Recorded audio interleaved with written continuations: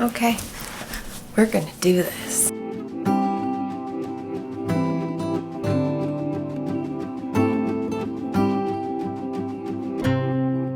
Hi, my name's Grace. I'm a birth and postpartum doula, a childbirth educator, a boy mom, and today we are doing Doula Recommends. I want to talk about wellness in pregnancy and preparation for birth and postpartum, and not materialized wellness. We are talking things you can do for your body, your mind, your environment, your relationships, and everything else in between. This is something I think that people don't really talk about. You hear sometimes the suggestion of them, but this is something I encourage all of my clients to do because I think that it is the best time to take care of you when you are pregnant, especially as a first-time mom. This is your foundation for who you are once that baby arrives. Your whole life is going to change, yes, but some things are still going to remain the same. So having a good system in order, knowing how to listen to your body, work with your body, learning how to connect with your partner, set boundaries, those are things we're all going to cover today. And I want to mention as well, some of these things do cost money because they are services, but you don't have to do any of them to have a good pregnancy, birth, or postpartum experience. And you know how I know that?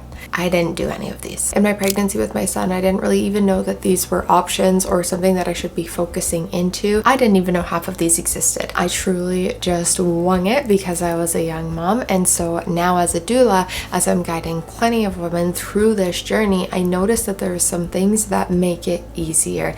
And I think everybody deserves to know them. So let's jump right in. Okay, you just found out you're pregnant. What do you do? Well, first, soak that in, enjoy that, and then next, think about providers and where you want to birth. First-time moms can have home births. I'd encourage you to. If not, there are birthing centers and there are hospitals as well. Then, do you need a midwife? Or do you feel like you want the care of an OBGYN? You should research quite thoroughly these two options, see which ones are right for you, and soon I will be releasing a video on the differences between doulas, midwives, OBGYNs, nurses, and all of them in between. And to mention as well, not everybody wants a midwife. That's totally okay. I think that if you are striving to birth out of hospital and you are educated on wanting a more holistic and physiological birth approach, a midwife is the right choice for you. But if you are set on getting an epidural, or maybe you would prefer the care of an OBGYN, or maybe in your community even you don't have access to midwifery care, because that is a very valid experience that I see even in the city, then obviously you're going to go whichever care provider you are able to find and feel best with. Once you decide on those providers, I'm going to recommend getting a doula, obviously. So I offer virtual doula support, but I would always recommend getting a doula in person. Research these thoroughly as well. Follow them on Instagram, check their availability, send them a message. A lot of doulas offer free virtual consults, and so that way you're able to get to know them, ask them questions, and just see if that's the person that you want at your birth. I will say some people don't need doulas, and that is totally okay, but there is a doula for everyone. And so if you take the time to find them and invest into that relationship, you are only going to benefit. So you've chosen a place to birth, which again, you can decide on later in your pregnancy too. I've had moms switch at like 38 weeks because they feel more confident being at home, or maybe there's a reason they need to be in a hospital. But either way, you've decided on a practitioner, which is important. You've decided on doula care, and now where do you go from there? So let's talk about your health. How do you take care of yourself when you're pregnant? I've broken it down into 3 simple foundations: body-wise, mental health-wise, and physically around you, all of your environments. Your body is going to be changing, especially in our world. We have been taught since young girls we need to be small. I want you to be big. I want you to be comfortable. I want you to take up space and enjoy doing so, because your body knows what to do. It is growing this child for you, and it knows exactly how it needs to grow to do that. What you can control is eating good quality foods, good quality prenatal vitamins. Something I wish I did with my son Rhodes was eat less Starbucks, eat less processed and fried foods, and eat more leafy greens, whole hearty stuff. Healing your relationship with food is crucial. I did not go through this experience in pregnancy. It happened to me when I was 7 months postpartum and we started baby-led weaning with Rhodes. That was the time that I discovered that there is play food and there is power food. there is no good food or bad food, and you have to allow the ebb and flow into your life, but set yourself up for success. Push yourself to try new things, create new systems, and know it's for the benefit of you and your baby. Some body work as well. So I'm a huge advocate for chiropractic and acupuncture care in pregnancy. I think that these are like chef's kiss, everything that you need, because chiropractic is going to help that growing body, and acupuncture is going to help regulate everything on the inside for you.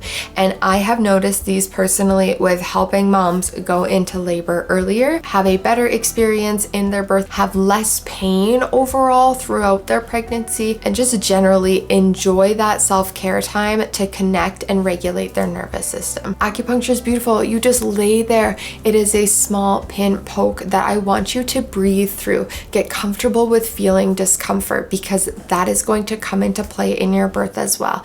You breathe through it, you tell your body, okay, it's just 5 seconds, and then it will be calm and soft.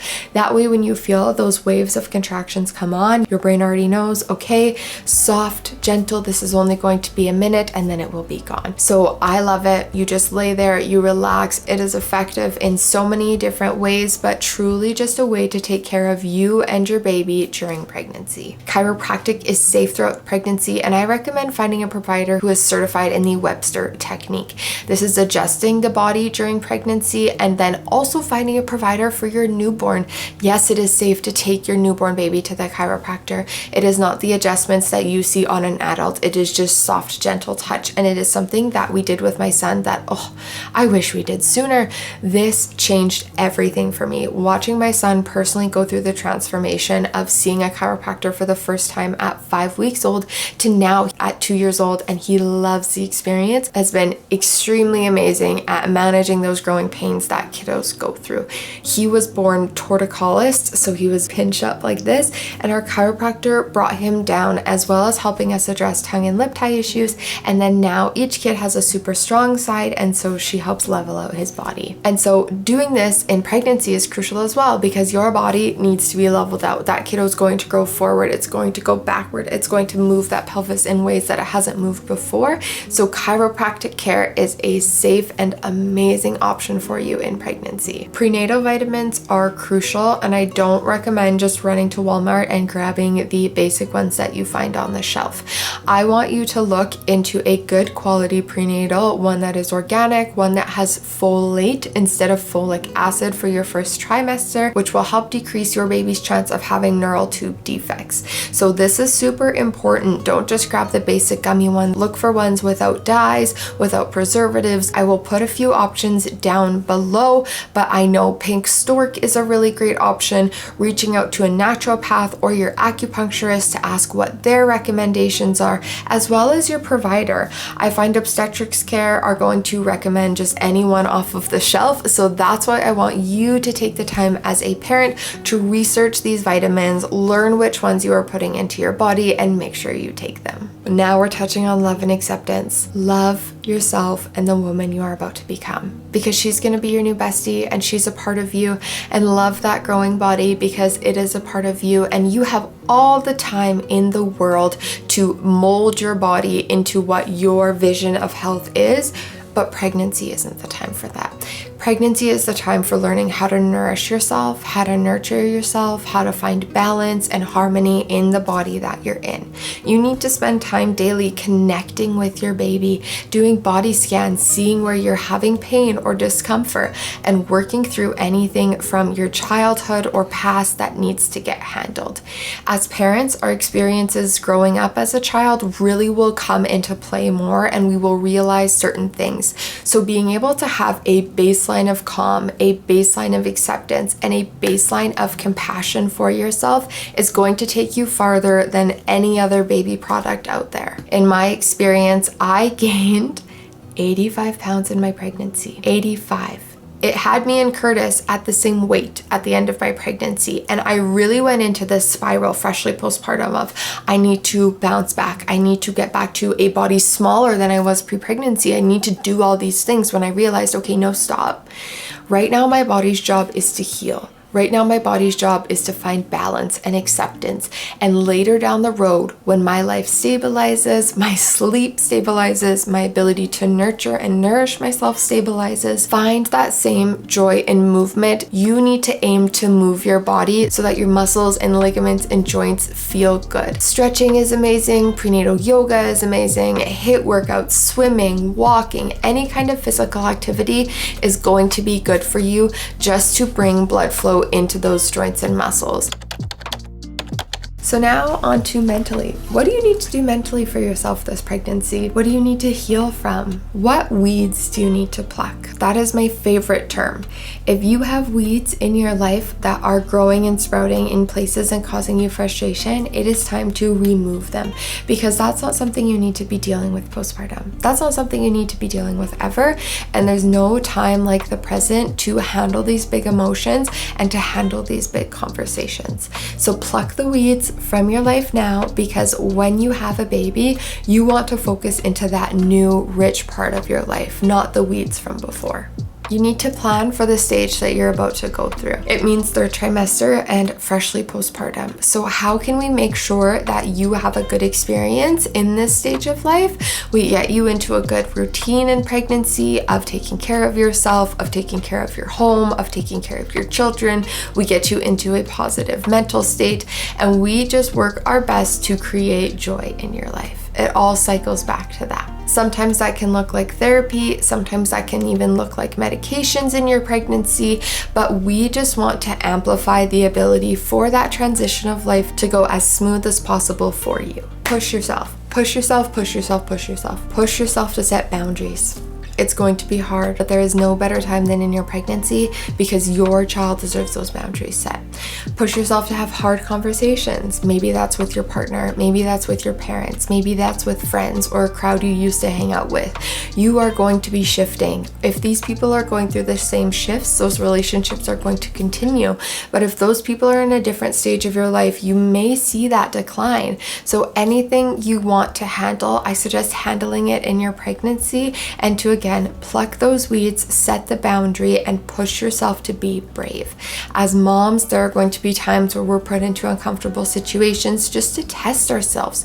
So once you realize standing up for yourself and your child feels better than pushing those emotions down, you're going to be happy that you set the boundary before your child was born. Make sure you have the conversation with your partners as well about the boundaries, how they can help you uphold them, and what it should look like for fresh postpartum time. Do you want visitors? Do you want company? How long do you want people to stay? What pictures do you want released? Do you want people knowing details?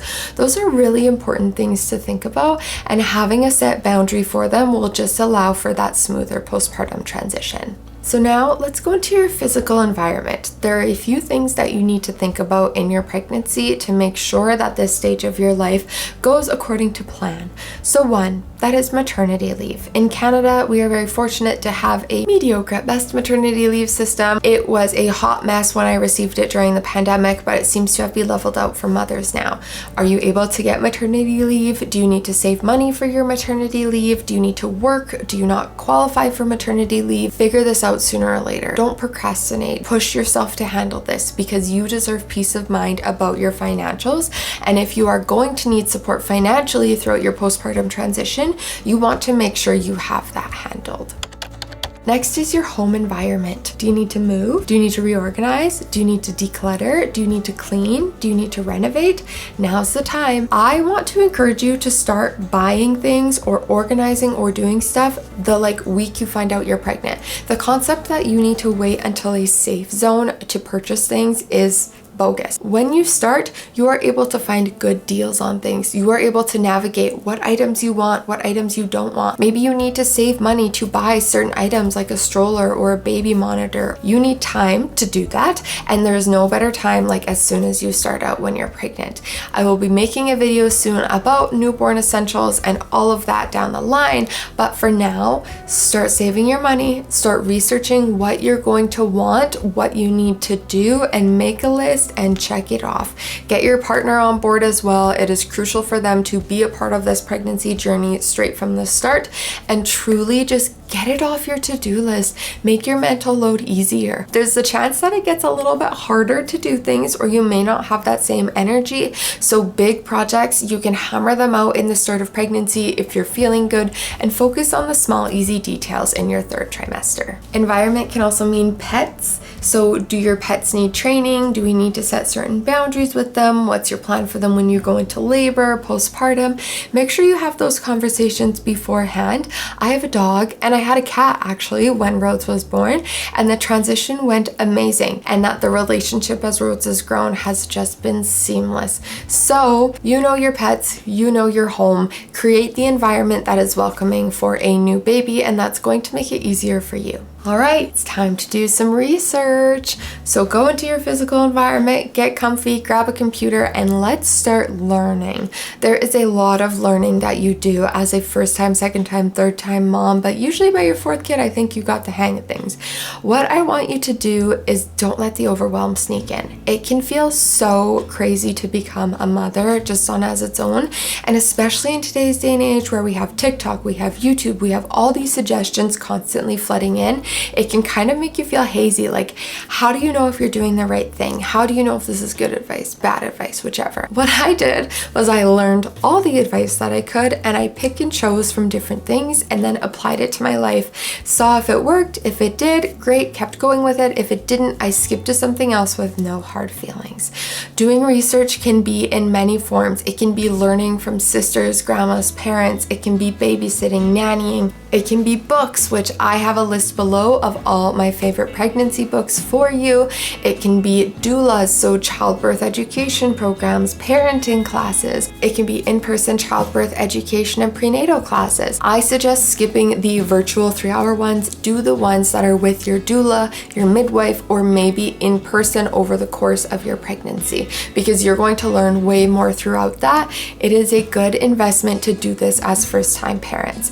All of my doula clients, if they are first-time parents, we automatically do childbirth education now, because this is your foundation of education for life, for all your births. You're going to be giving advice to your friends and future birthers from what you learn. You deserve to know your body, your journey, medical interventions, and what the birth process can look like in its many forms. So that's why, again, read the books, do the childbirth education classes, learn from real people, take the advice off the internet with a grain of salt, even though I'm here giving you advice today. Follow my advice and the good people's advice. Don't follow the crazy old lady random advice. That's the real part. There are also prenatal mom groups in many communities for you to meet moms who are expecting at the same time as you. There's also Facebook groups, Instagram pages, different accounts for this so that you can have connection with mamas on the same journey. They are going to be your besties. They are going to be your ride or dies. They're going to be your 2 a.m. Snapchats, 3 p.m. play dates, everything in between. And you need friendships and connections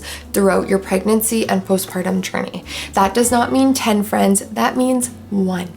One good friend is all you need. 2 is nice. 3 is great. 30 is great. But being able to have one friend that you can rely on, that knows you, that knows your life, that you feel comfortable talking to, is truly going to help you both. So that's why push yourself to go to mom groups. This is a great place for you to connect.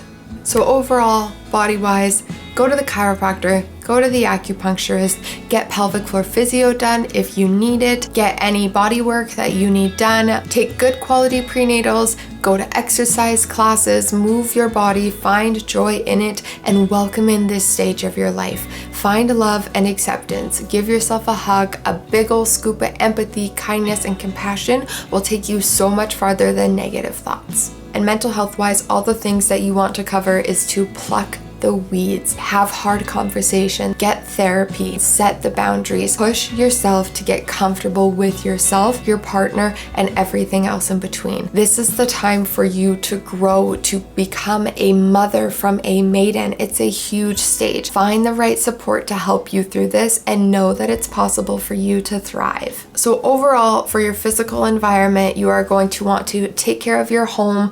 Anything that needs to get done, get it done. The things that you want want to buy them, save up your money, and do the research, learn, connect with your community, connect with other mothers, and just push yourself into this stage because it can be great. It is so much fun being a mom, and taking care of yourself is taking care of your baby. So that is the most important factor here, is everything you are doing for you is to set your child up for success. I hope you enjoyed today's video on how to nurture your body, mind, and self during pregnancy to the max.